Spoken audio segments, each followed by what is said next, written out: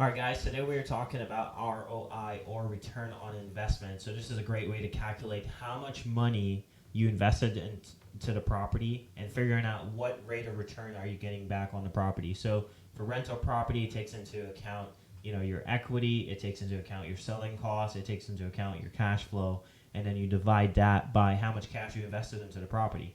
For flips, it's a little bit simpler. It is your total profit divided by your whatever cost that you had for that monthly, during the duration of a flip, however long it took you to do the flip, whatever your cost was for that, plus your cash invested. So we're going to do a calculation that is based on rental properties because it's more complex, one, and then two, we like to do buy and holds, and the reason for that is because we like to increase our net worth as well as provide great cash flow.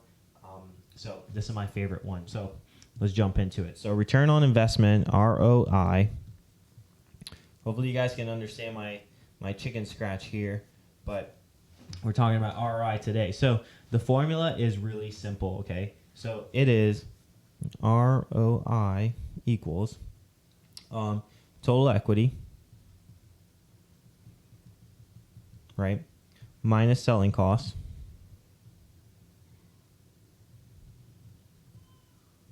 right, plus cash flow,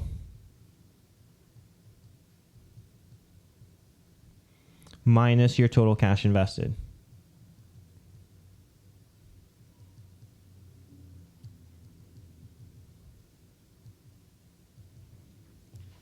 So it's really simple. And then you divide all of that by your total cash invested.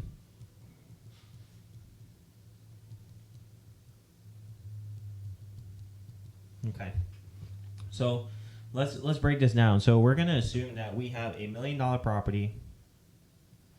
And the reason I like using $1 million properties is because they're easy to calculate numbers for, and two, we could all be millionaires when we pay this thing off and continue to leverage our assets. So $1 million, this also helps you to increase your financial thermostat because it's important as a real estate investor to think big and be open to these larger properties. You're not playing in the big leagues, we're moving you up into the big leagues, right? So we're going to do our equity. So we have $200,000 because we put 20% down in equity, right? And then we have selling costs. That's going to be about $60,000 roughly. And that's a negative number, right? So we put brackets around it. And then we have cash flow.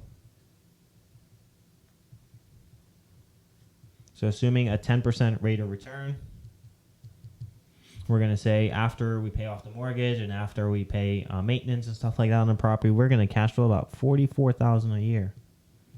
It's a good number, right?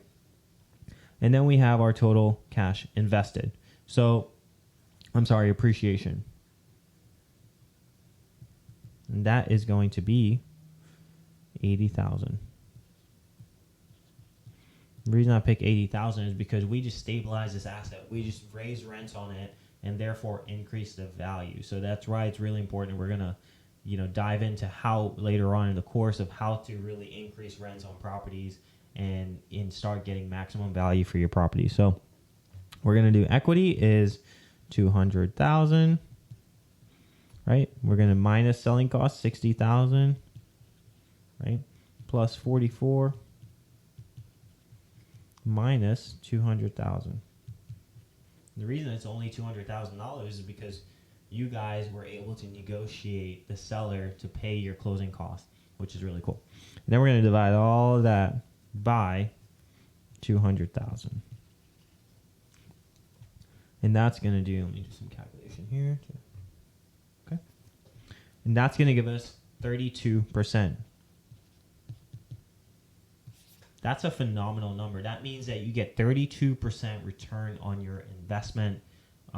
Just to give you an idea, like the stock market S&P 500 only gives you about 8%. So you guys are doing great. This is an awesome tool to use to figure out how much you want to, and you could back engineer this too as well. But you got to figure out exactly how much you want to cash flow, and how much return on investment you would like. So that way you know what asset type to go after.